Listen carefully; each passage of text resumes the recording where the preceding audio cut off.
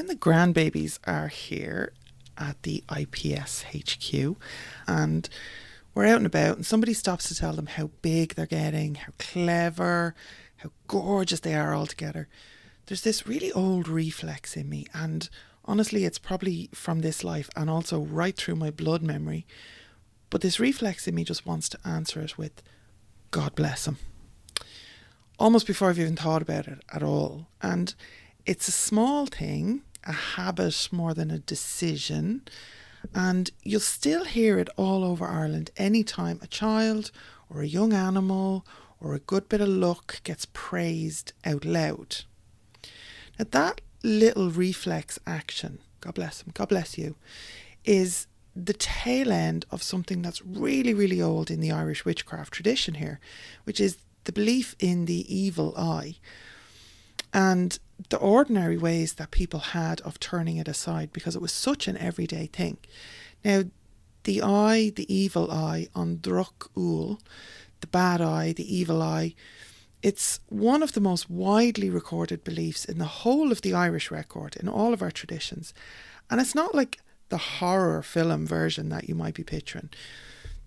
There's a grander form of it even from our mythology and in the old literature. So right enough, in Balor of the Fomhuireann or the Fomorians, whose one eye was so poisonous it had to be held shut with a ring in the lid and only opened on the battlefield to destroy whole hosts at one look.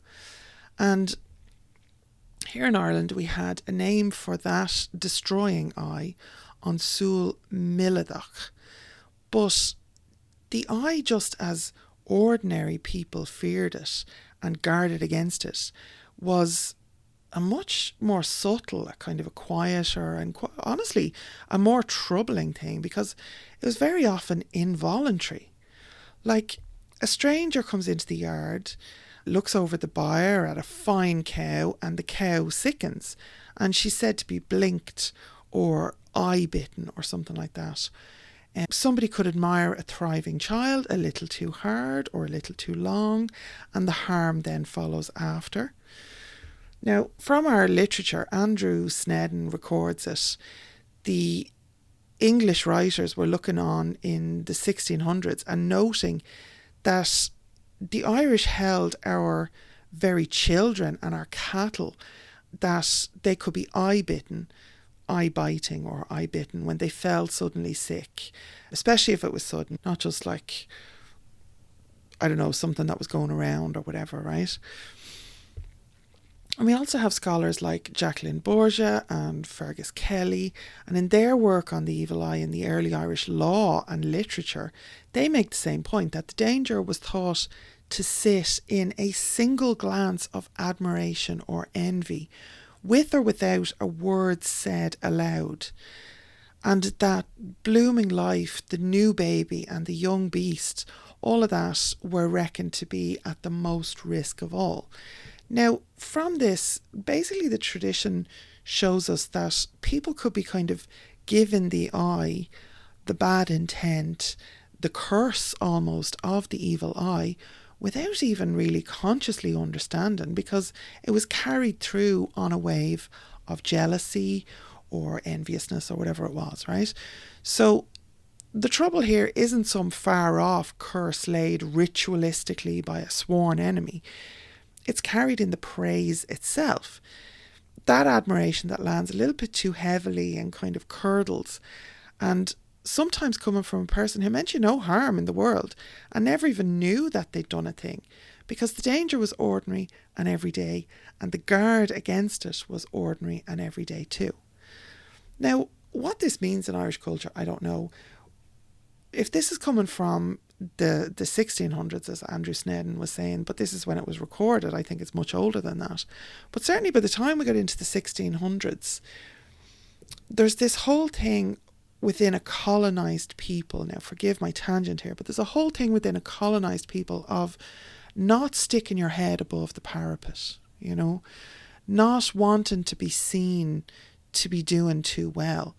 And while I don't think that the evil eye tradition or that kind of type of curse definitely didn't start with colonization, but I think this part of it, the way you could almost accidentally put the evil eye on someone by bigging them up, by talking about it too much, certainly by boasting, that comes from the older tradition. Boasting was one of the things that got people in trouble constantly, right? But if you're not boasting about it, this idea that it could be just carried accidentally, I think that's colonization. Honestly, I think that's this kind of collective fear of being seen to be doing well by our evil colonizers, basically.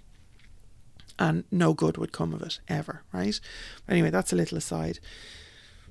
So the commonest guard of all about this evil eye, or this eye biting, or just the eye, it was called often, was simply to bless the thing the moment that it was praised. So Lady Speranza Wilde, who's Oscar Wilde's mammy, she was writing back in the 1880s, and she puts it really simply. She says that you should never take an infant in your arms, nor even turn your head to look at it without saying, God bless it, God bless the child. And that this is what keeps off the fatal influence of the eye. So from that, it would seem that you're even kind of blessing it against yourself, that you might accidentally draw the harm or draw the badness onto the child. But certainly, again, I think the blessing is much older than that kind of colonial terror, right? Because the idea of a curse and a blessing to go against it, or to protect against it, are as ancient as our people is, honestly. And of course, not just Irish, but we just have a very strong tradition of it here in Ireland. So anyway, you yourself saying God bless it would be something that would keep this often fatal influence of the eye off a child, or off an animal, or off somebody else's good fortune, right? If a stranger looked admiringly at a child, he'd be asked there and then to bless it. So you'd have to cancel out your own curse, almost. And if he didn't know to, the woman of the house would see to it herself, so the good luck wouldn't leave along with him. So again, we have the woman of the household, who was the one that was in charge of the flow of the luck, the cess or the bad cess. We've talked about cess before in these episodes, but alongside the blessing then, there was also the spit, which sounds coarse to us now, maybe, but was a serious piece of counter cursing in its day. So again, Andrew Sneddon records a Kildare custom from the 1600s where people protected their children from the eye by spitting. And there's a wise woman off the Connacht coast, Biddy Garvier, who'd spit 3 times over the one who'd been overlooked, with a blessing said at each spit. So that would be somebody who thought that their child or their animal or themselves had been eye bitten or given the evil eye on droch, and basically would go to a wise woman then. So not just the woman of the house, but obviously the village wise women, the witches of the neighbourhood, such as this one, Biddy Garvier, who would then be able to take it off. So spit 3 times over the one who'd been overlooked, with a blessing said at each spit. And the blessing turned the admiration, and the spit sent it off. And that was the whole of it. So here's a turning of the eye that you can keep for your own. And it's built straight out of that old habit of the blessing and the 3 spits. And you can use it in the moment that admiration lands. You can use it if you feel that you've been under a run of bad luck and you're not sure where it's coming from. It can be a general give something a blessing. If you can use it honestly to, if you say plant a garden and your garden isn't thriving, it's not necessarily that somebody would have come along and cursed your plants during the night, right? But it could well be that somebody had been walking by your garden and had looked enviously at it, and there you go, you've got the bad cess on you, right? So you can turn it by this blessing and the 3 spits. So you use it in the moment that the admiration lands, either when you catch it landing on something of yours that's thriving, like a child, an animal, a piece of work, a good run of luck, a particular windfall that you've had, right? Or when you feel it coming at you from outside and it sits a bit heavy on you. So stop where you are and name the thing plainly to yourself. name it and say, this is thriving, or this is really good, or this is such good luck, or this is so beautiful, or this is full of plenty, whatever it is, right? So you're naming the good stuff, you're giving the blessing. And you can also say, this is mine and it's doing grand, right? Basically. And then you say the old words over it out loud. Then you say, God bless it.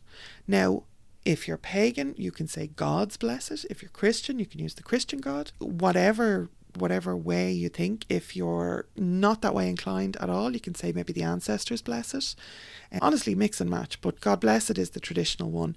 For me personally, I might say God bless it. I still do say God bless it because it's an old habit, right? But I would also not necessarily be thinking about the Christian God, right? It would be the Dagda or the Morrigan in this household, right? God bless it would be most commonly the Dagda, and the Dagda would obviously be a really good one to carry through this kind of blessing, right? When you start getting the Morrigan involved with counter curses, it takes on a whole other level of revenge, maybe sometimes. It depends on the curse that's been laid and how specific it was. But anyway, we don't need to get into that. Go to the Morrigan Academy if you have any interest in the Morrigan. And here on the channel, John talks a lot about the Dagda. So if you want to learn more about him, just search Dagda on this YouTube channel, the Irish Pagan School YouTube channel. So anyway, God bless it, right? And that's the way it's always been said. And then when you say the words, so you're thinking about it, you're thinking how it's thriving, you're saying the old words over it, so you're saying God bless it, or whatever variant suits you. And then you're giving it the 3 spits the old way, not at the child. Now, don't be spitting on children, right? Don't be saying, Lora O'Brien told me to go spitting on children, right? But you're spitting beside them, so a spit, a blessing, a spit, or a blessing, a spit, a blessing, a spit, a blessing, a spit, right? Your mileage may vary, just do it whatever way you think, right? But God bless it, God bless it, God bless it, so that the admiration is turned and sent off and can't settle anywhere to do its harm. And then you let it go and you get on with your day. So one thing to be clear on before we leave this little podcast, this is a turning aside. It isn't an accusation on anybody. The evil eye on the droch in the tradition is most often a thing that nobody meant at all.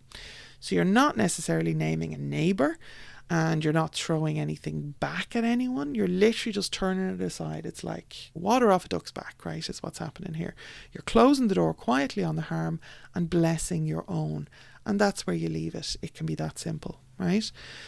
So if you would like a grounded Irish practice like this one coming at you every month, there's actually a couple of them that go out with the paid newsletter, but you would also get the source and the story behind it, and it's exactly what the Simple Irish Spells newsletter is for. So I do have a free version and a paid version. It's my newsletter at the Irish Pagan School news site, so irishpaganschool.ie.